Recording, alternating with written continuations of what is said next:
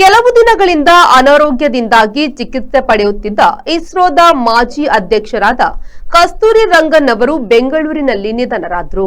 ಕಸ್ತೂರಿ ರಂಗನ್ ಅವರಿಗೆ 84 ವರ್ಷ ಪ್ರಾಯವಾಗಿತ್ತು. ಬೆಂಗಳೂರಿನ ಕೊಡಿಗೇನಹಳ್ಳಿಯ ಮನೆಯಲ್ಲಿ ಅವರು ಕೊನೆಯುಸಿರು ಎಳೆದರು. ಕೆಲವು ದಿನಗಳ ಕಾಲ ಆಸ್ಪತ್ರೆಯಲ್ಲಿ ಚಿಕಿತ್ಸೆ ಪಡೆದಿದ್ದ ಅವರು ಈಗ ಮನೆಯಲ್ಲೇ ಮದ್ದು ಮಾತ್ರೆಯಲ್ಲಿದ್ದರು.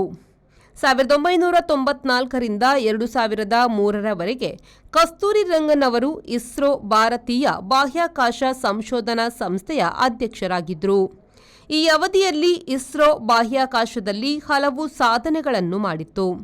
ಮುಖ್ಯವಾಗಿ ಸ್ವಂತ ಸುಧಾರಿತ ರಾಕೆಟ್ ಮತ್ತು ಅದರ ಉಡಾವಣಾ ನೆಲೆ ಸ್ಥಾಪಿಸುವಲ್ಲಿ ಯಶಸ್ವಿಯಾಗಿತ್ತು.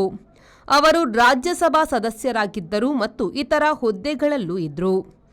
ಬೆಂಗಳೂರಿನ ರಾಮನ್ ಸಂಶೋಧನಾ ಸಂಸ್ಥೆಯಲ್ಲಿ ಭಾನುವಾರ ಬೆಳಿಗ್ಗೆ 10ರಿಂದ 12ರವರೆಗೆ ಅವರ ಪಾರ್ಥಿವ ಶರೀರವನ್ನು ಸಾರ್ವಜನಿಕರ ವೀಕ್ಷಣೆಗೆ ವ್ಯವಸ್ಥೆ ಮಾಡಲಾಗಿದೆ.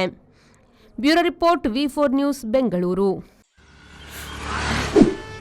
ಯಾವ ಲೇಟ್ ಆಗಿ పోయి ఈ ఫర్నిచర్ ఇంక మస్తు ఇష్టాన్ని ఇల్లడి బతం పోయి బాబా లేన మస్తు ఖుషి అప్పుడు బాబా ಕುಲ್ಲರ್ನ ಬುಡ್ಸೋದಿಚ್ಚಿಗೆ ಅಂದ್ ಕೈತಲ್ ಇಲ್ಲಡ್ ಮಾತಾಡಲು ವೀಕಿದೆ ಫರ್ನಿಚರ್ ಉಂಡು ಈರಿಂಗ ದಾಲ್ ತೆತ್ಕೋರ್ಪಿನೆಜ್ಜಿ ಪೋಲೇರು ಬೇಬಿ ಯಬಾ ವೀಕೆ